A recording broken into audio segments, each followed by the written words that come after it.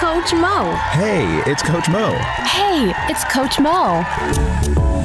Knowing what you want to accomplish professionally is just the beginning. I'm Coach Mo, and this podcast is for young professionals and emerging leaders who want to lead, achieve, and succeed at work. You've got executive ambitions and the drive to get there. Join me for perspective, insights, and thought-provoking questions that only you can answer. Today's episode starts now. Tuesdays with Coach Mo.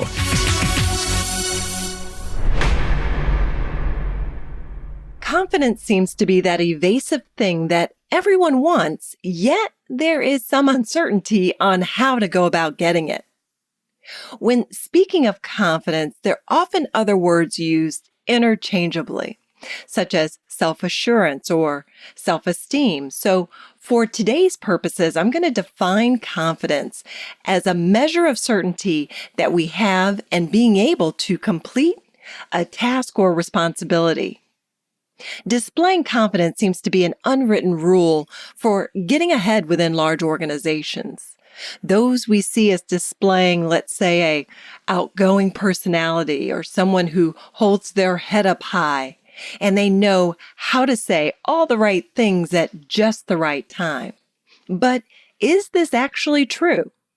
Does that person really have a high degree of confidence, or do we just think that they do? I believe that high-achieving professionals can achieve their executive ambitions by appropriately building and applying their confidence.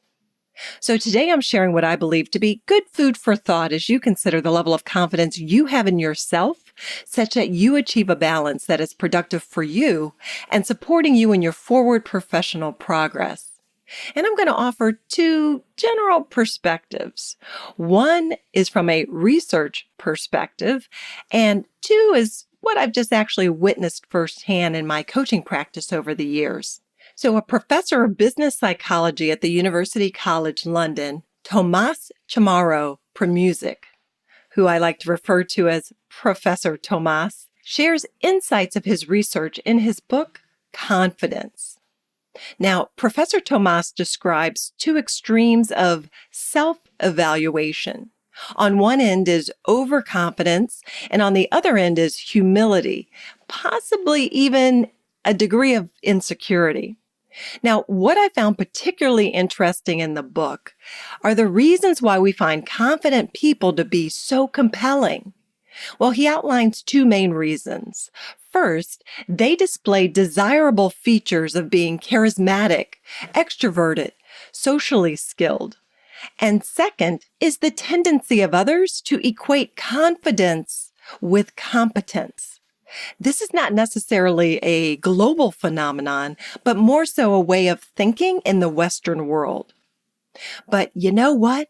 We really are not skilled at evaluating how competent someone else is. Think about it. How many times have you been so impressed by someone you saw with a high degree of confidence and they carried some very impressive credentials, only to discover they couldn't navigate their way out of a paper bag? In fact, Professor Tomas went as far as to say that for the most part, we're a society that's been brainwashed into thinking that by having confidence, it will result in competence.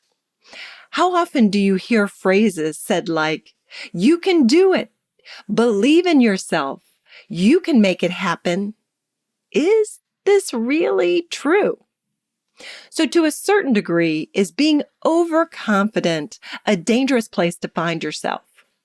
Well, the professor suggests that when someone's confidence is aligned with their actual ability, in other words, there's a right amount of confidence, and this is actually determined by being self-aware and being a good judge of your competence. He goes on to say that in popular conversations on the topic, it's actually implied that high confidence is preferred regardless of whether it's accurate. And it's this that leads to the toxic effects.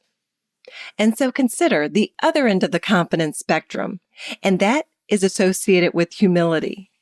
One's humility can act like a gauge of self-awareness with the identification of weaknesses, which, to some extent, seem to serve as a hedging of one's tendency to be overindulgent in thinking that you're being great, therefore being a little more realistic. By being humble, an individual is more inclined to be aware of discrepancy between the person they want to be and where they actually are. This in turn contributes to self-improvement as you shift to close the gap. When the confidence book was released, I enjoyed hearing Professor Tomas respond in an interview to a question about that term we've often heard, hey, fake it till you make it. Well, more specifically, he was asked his perspective on what's the validity of faking confidence that you don't necessarily feel, and his advice that you should only fake confidence when you're unable to fake competence. So in other words, if you can't pretend that you're very good at something, then pretend that you're confident. But when you are competent, and I'm speaking of those of you who are listeners to this podcast, you really do have the skills and the talents, and that you're much better off taking modesty than confidence. He said that this will actually enhance your chances that others will perceive the talents you actually possess. In my many years of coaching high achievers, I've observed 3 general scenarios that tend to undermine the confidence of my clients. First, it's how individuals frame their decision points. And what I mean is that when faced with having to make a difficult decision at a crossroads, the options are often framed as a win or lose. In that framework, it's made to feel that one choice will result in winning or the desired outcome, and the other choice is somehow losing or part of a negative outcome. So the chances are when you begin to reframe your decisions as win-win, how will I learn? How will I grow? How will I benefit with either decision I make? Help support a stronger, more confident mindset. Now, secondly, there's that negative self-talk. And for those of you who are dedicated listeners to the Tuesdays with Coach Mo podcast, you enjoyed a previous podcast on the topic of negative self-talk. And I shared insights on how we talk to ourselves and how this can sometimes be positive and supportive or negative and self-defeating. So think about it. When you're in a situation that you're feeling your confidence is low, how are you talking to yourself? How are you building up what you do know to be true about your capabilities? And then third, which is really what I have seen aligned to what the research reveals, in that millennials and the Gen Y population, when compared to other generations, tend to be more narcissistic and entitled. These traits often lead to a lack of self-improvement and ultimately inhibit growth because there's a tendency to be complacent, to feel, you've got this. So consider for yourself, how will being a little more humble support you in building your confidence? So what are the possibilities for creating a balanced level of confidence that supports us in advancing our careers and achieving executive ambitions? Well, first, build your level of competence. Continuous learning and building of your competency by learning new skills or strengthening the skills you currently possess. Increase your knowledge and awareness of other departments within your large organization. Pursue greater insights on your own company, on the industry. That is a muscle that is to be built time and time again. Oftentimes, so many falsely believe that they move forward, get their degree, possibly an advanced degree, and they're done with learning. And the reality is, be a lifelong learner and strengthen your competency. A second way of achieving balance and building your confidence is to build on your strengths. If you find yourself focusing solely on your weaknesses, then you're going to begin to destroy your confidence without anything currently happening at your job. Okay, take the time to inventory your strengths and in turn discuss possibly with your supervisor ways in which you can leverage more of your strengths at work. And in our final segment for today's podcast, I'll be leaving you with information for a particular strength awareness package that I offer to my clients. And then third, create a plan. When you create a plan to meet your desired goals, you're more inclined to experience those feelings of accomplishment as you achieve milestones. Making progress toward your goals will positively impact your morale and your confidence. Additionally, this will ensure that you are able to better track your work responsibilities, and the more confidence you build, the more you're going to ensure those accomplishments that you desire for yourself. So be aware of the daily, weekly, monthly, yearly goals that you're setting for yourself. In addition to that, which is required on the job, have goals for yourself personally, because in tandem, they will together support you in building your confidence. As a final note, be certain that your plan includes realistic and attainable goals which represent a range of degree of difficulty. As a recap, here are 3 specific areas of focus for building your balanced confidence. 1. Build your competencies. 2. Know and apply your strengths. And 3. Create plans for a daily, weekly, monthly, and annually goals for yourself professionally and personally. By taking these steps, you'll be building your confidence and your motivation. Motivation and self-confidence are connected. And when you have more of one, you'll discover that you're going to gain more of the other.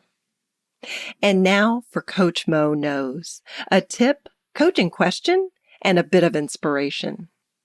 So my tip this week, there's actually 3 tips. 1, take the How Confident Are You quiz at mindtools.com.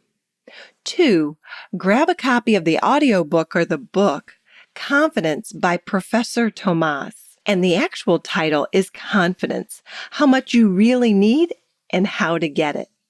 And actually, when you take a look at that book by Professor Tomas, you also may want to check out one of his recent publications, which is Why Do So Many Incompetent Men Become Leaders and How to Fix It.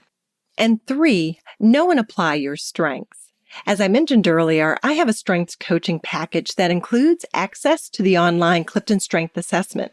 It is a phenomenal assessment that's been completed by more than 20 million people worldwide.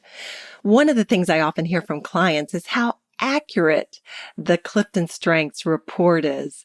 So consider a package for yourself that includes 3 one-on-one coaching sessions and your online assessment results in a full report. And we'll work together on how to create a plan leveraging your strengths toward accomplishing some of your goals. Now, my coaching question for this week is, which will produce most valuable results for you right now? Strengthening your inner confidence in terms of how you see yourself, or your external confidence, how others see you. Be sure to follow my new Instagram account, Tuesdays with Coach Mo, and let me know how you respond to this question. And our inspiration for this week comes from Maya Angelou, who said, "I'm young as morning and fresh as dew. Everybody loves me, and so do you." Please subscribe, leave a comment and a rating, and hope you make it a great week. That's a wrap for this episode of Tuesdays with Coach Mo. Showing up here tells me you're willing to invest in yourself and your career. Get additional resources at tuesdayswithcoachmo.com. Please subscribe and leave a review. I'd love to get your feedback. Till next time, this is Coach Mo, signing off. Tuesdays with Coach Mo.